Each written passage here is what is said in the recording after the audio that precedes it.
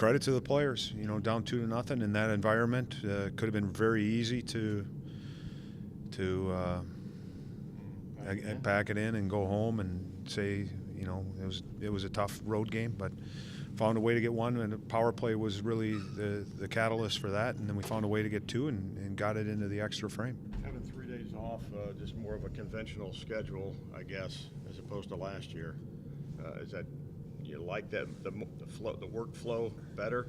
I know it'll get changed around the Olympics, but it'll get changed. But this was strange coming in today, after 2 games and knowing I have 3 days here to prepare for the next game, because the way it was last year is if you played back-to-back, you might have had 1 or 2 days of practice, that's it, and you were getting ready for the next game. And it was also how it was setting up the next 6 games. It seemed like we were playing 6 games in 13 days or 6 games in 14 days, where as a coach you were trying to figure out, as far as planning the next week or 2 weeks, a lot of times you were just planning for rest for the guys because there was travel included in there. So it's nice to have a couple days here where you're at home and you can do some things out on the ice to work on the game. For your one off the wall, Wisniewski was just talking about kind of being part of the President's Cup. I know you were a golfer too. Were you able to take in any of that this weekend or yesterday perhaps? The only thing I was able to take in was what they were televising, okay, and what I was able to watch on TV. Great event. From a fan standpoint, I was just disappointed that it rained so much. Because it's a beautiful course and would have liked to have seen it playing at its the speed and everything else that I think they had it groomed up to play at, and we all know how water can affect a golf course. Todd, not to be too esoteric, but the game Saturday reminded me. You're gonna have to explain that word to me. My God, I'm just a hockey coach. The game Saturday reminded me of when Bob took control last year. He gave you so many chances early on to win, and you would fall short maybe by a goal or get a point. But it is the fact that you came back. I mean, he gave you the chance to stay in the game. Your team came back. Maybe kind of a reflection of what they learned last year. It's going through the process of learning how to win games.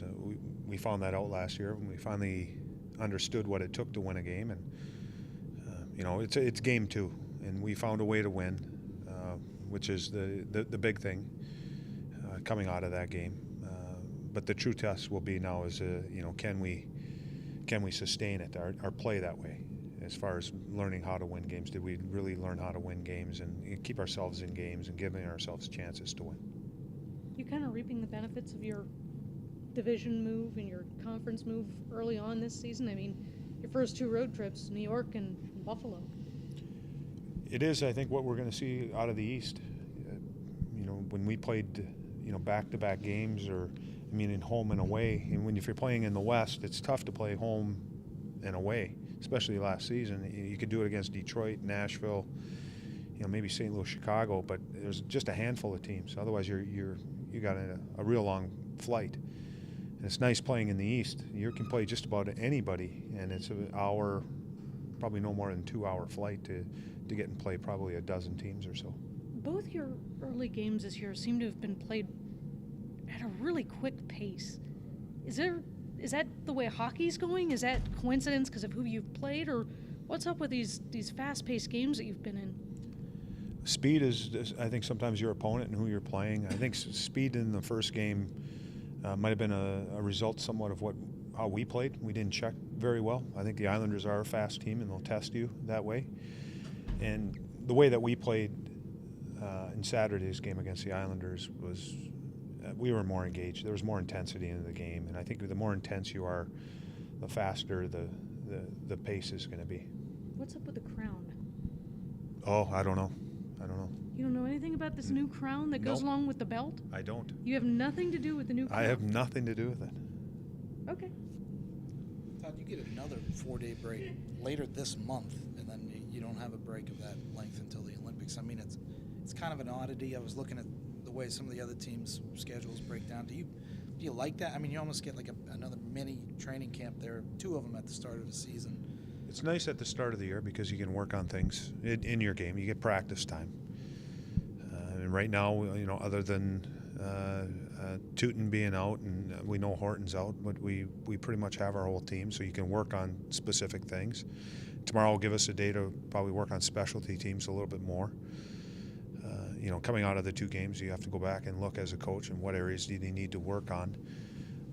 And you have time to do that. And you can do some of the battle things. We did some D-zone coverage today, which, if you're playing every other day, you probably don't do things like that just because of the taxing part that it takes out energy-wise.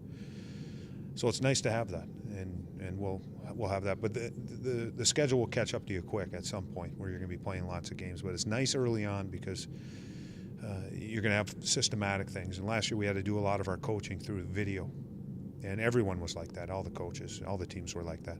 And it's nice this year you can show video to improve, but you can take it out on the ice and practice. Even with the Olympic break, that does compact it somewhat. It's still way better than last year as far as from a coaching standpoint. Right now it is. So you might have to ask me in December what I think, but right now it is.